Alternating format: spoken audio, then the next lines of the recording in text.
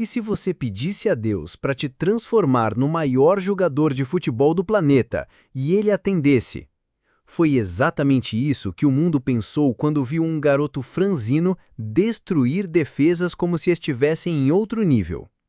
Antes das lesões, antes das polêmicas, existiu um Ronaldo que parecia um mito. E não, você ainda não conhece essa versão completa. Essa é a história de um fenômeno que surgiu como um raio e mudou tudo antes mesmo de tirar a carteira de motorista. Com apenas 20 anos, Ronaldo já era o melhor jogador do mundo, o mais jovem da história a conquistar esse título. E isso não foi coincidência nem sorte. Foi o resultado de uma trajetória tão assustadora que, se comparada com outras lendas do futebol, parece quase injusta. Enquanto Messi e Cristiano ainda buscavam espaço, Ronaldo já somava 167 gols em 185 partidas. Uma diferença brutal que diz muito sobre o talento sobrenatural que ele carregava. Mesmo antes da fama global, Ronaldo já dava sinais de que estava em outro patamar. Com 17 anos, fui artilheiro isolado do Campeonato Mineiro, disputando com adultos, sem medo. Suas arrancadas eram imparáveis, seus dribles deixavam os zagueiros no chão, e sua frieza na finalização parecia coisa de veterano. Era como se o tempo funcionasse diferente para ele, mais rápido, mais preciso, mais letal. O mundo não sabia, mas o futebol estava presenciando o nascimento de algo único. Só que essa versão destruidora de Ronaldo veio muito antes das câmeras europeias, muito antes dos estádios lotados e das premiações da FIFA. O que aconteceu nos bastidores, nos clubes menores e nas primeiras peneiras foi tão grandioso quanto o que o mundo inteiro viu depois. E é exatamente nesse ponto que voltamos no tempo, para o momento em que tudo começou, em um subúrbio carioca, onde o futebol já pulsava nas veias de um menino franzino e obstinado. Você sabia que o maior centroavante da história quase virou goleiro? Ainda criança, Ronaldo foi fazer uma peneira num clube de bairro e, ao perceber que a fila de jogadores de linha estava lotada, tomou uma decisão ousada. Tentou a sorte no gol, onde só havia 2 concorrentes. A estratégia funcionou. Ele foi aprovado e começou ali sua trajetória, debaixo das traves. Mas não demorou para a verdade vir à tona. Algumas semanas depois, Ronaldo revelou ao treinador que não era goleiro. Curioso, o técnico decidiu colocá-lo na linha, e bastou um treino para perceber que o lugar daquele garoto não era defendendo chutes, mas fazendo-os. A partir dali, Ronaldo nunca mais voltou ao gol, e o futebol mundial agradece por isso. Seu talento transbordava, mesmo sem técnica refinada. Ele era diferente, e todos que jogavam ao lado ou contra sabiam disso. Essa fase aconteceu em Bento Ribeiro, subúrbio do Rio de Janeiro, onde Ronaldo cresceu em meio a dificuldades, mas com uma paixão avassaladora pelo futebol. O menino franzino que driblava no futsal e matava a aula para jogar estava só começando, e o que viria depois deixaria até os clubes mais tradicionais do país de queixo caído, porque foi em um ginásio do Rio que Ronaldo mostrou pela primeira vez o que era ser um fenômeno. Você consegue imaginar um garoto de 11 anos fazendo 166 gols em uma única temporada? Parece mentira, mas foi exatamente isso que Ronaldo fez no futsal do Social Ramos Clube, um dos maiores do Rio de Janeiro na época. O número é tão absurdo que muitos achavam que estavam lidando com um adulto disfarçado. Mas não, era só um menino franzino, rápido e com uma fome de gol inexplicável. E ali ele começou a chamar a atenção. A fama do garoto que não parava de marcar gols começou a se espalhar entre os observadores do futebol carioca. Aos 12 anos, Ronaldo já tinha um objetivo claro na cabeça: jogar no Flamengo. Era o clube do coração, pagava bem, revelava talentos e, acima de tudo, era onde seu ídolo Zico fez história. Determinado, ele pegou 2 ônibus sozinho e foi até a Gávea para tentar uma vaga em uma peneira com mais de 400 meninos. E mesmo assim, passou. O problema é que, mesmo aprovado, ele não tinha dinheiro para continuar indo aos treinos. O Flamengo não ofereceu ajuda com transporte e Ronaldo foi obrigado a desistir. Um clube que poderia ter mudado sua história. Ou talvez ele é quem mudaria a história do clube.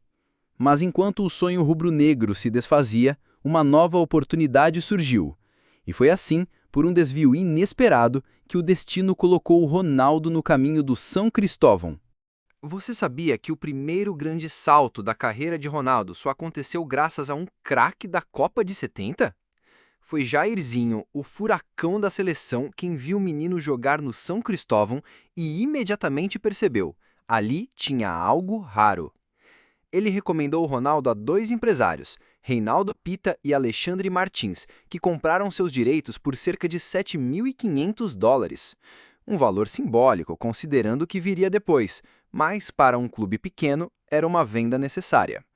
No São Cristóvão, Ronaldo começou a mostrar ao mundo o que só quem treinava com ele já sabia: ele era diferente. Logo no primeiro jogo no futebol de campo, marcou 3 gols. Em 2 anos e meio no clube, construiu uma reputação que extrapolava as 4 linhas. Foi convocado para a seleção brasileira sub-17, marcou 8 gols no Sul-Americano e chamou a atenção até do São Paulo e do Botafogo. Mas, por motivos financeiros, os clubes não avançaram na contratação. Imagina o arrependimento hoje? Quem ficou com o garoto foi o Cruzeiro, que viu potencial onde os gigantes vacilaram. E foi lá que Ronaldo explodiu de vez. O São Cristóvão teve o privilégio de ser o ponto de partida de uma lenda, mas era em Minas Gerais que ele se tornaria uma verdadeira sensação nacional, e o que aconteceu por lá foi simplesmente inacreditável. Em apenas uma temporada no Cruzeiro, Ronaldo marcou 56 gols em 58 jogos, com apenas 16 anos. Era como se um adulto estivesse jogando entre crianças, tamanha superioridade. Suas arrancadas desmontavam defesas inteiras e os zagueiros mais experientes simplesmente não conseguiam pará-lo. A torcida mineira ficou hipnotizada e o Brasil começava, enfim, a perceber o fenômeno que estava nascendo. O país tinha um novo ídolo e ele ainda nem era maior de idade. O auge dessa passagem aconteceu no Campeonato Brasileiro e na Copa do Brasil, quando Ronaldo destruía adversários com facilidade assustadora. Um dos jogos mais marcantes foi contra o Bahia. Ele marcou 5 gols, 5, aos 16. A imprensa começou a chamá-lo de um novo Pelé, e não era exagero. Mesmo com o peso de uma comparação tão gigante, ele mantinha os pés no chão e continuava sendo aquele garoto humilde de Bento Ribeiro. Mas o mundo estava prestes a bater à sua porta. Foi impossível para os olheiros europeus ignorarem aquele talento precoce. A Copa do Mundo de 1994 seria um empurrão final. Mesmo sem entrar em campo, Ronaldo foi convocado por Parreira com apenas 17 anos, uma aposta que chocou o Brasil. Mas o treinador sabia, se não o levasse agora, talvez não o tivesse mais em mãos. E essa aposta abriria as portas para um dos capítulos mais impressionantes da história do futebol mundial. Você sabia que, mesmo campeão do mundo aos 17 anos, Ronaldo nunca jogou um único minuto na Copa de 94? Ele era o mais jovem daquele elenco histórico, e muitos diziam que estava lá só para ganhar experiência. Mas quem viu seus treinos em Los Gatos, nos Estados Unidos, sabia, Ronaldo já estava pronto. Romário, o craque da campanha, chegou a dizer que ele era seu herdeiro natural. E mal sabiam eles o que viria a seguir. Logo após a Copa, a Europa entrou em cena com tudo. E quem levou a joia foi o PSV Eindhoven, da Holanda, por $6 milhões. Ronaldo chegou como aposta e virou estrela em questão de semanas. Foram 54 gols em 57 jogos, num campeonato que não estava acostumado a tamanha velocidade e improviso. Os holandeses se apaixonaram. Mesmo com 2 cirurgias no joelho em apenas 2 temporadas, ele foi eleito o melhor jogador do país. Essa passagem marcou o início da globalização do nome Ronaldo Fenômeno. Os jornais espanhóis, italianos e ingleses já começavam a chamá-lo de o futuro melhor do mundo.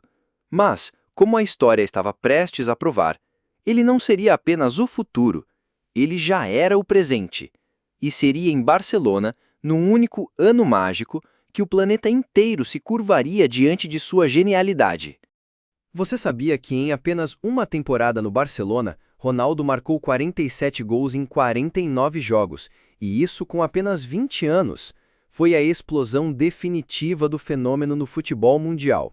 Ele driblava goleiros como se fossem cones, fazia gols de placa quase toda semana e parecia brincar com os melhores defensores da Europa. Seu gol contra a Compostela, arrancando do meio de campo e deixando 5 marcadores para trás, virou obra de arte. Até Bobby Robson, seu técnico na época, ficou boquiaberto. A camisa 9 do Barça nunca teve dono tão dominante por tão pouco tempo.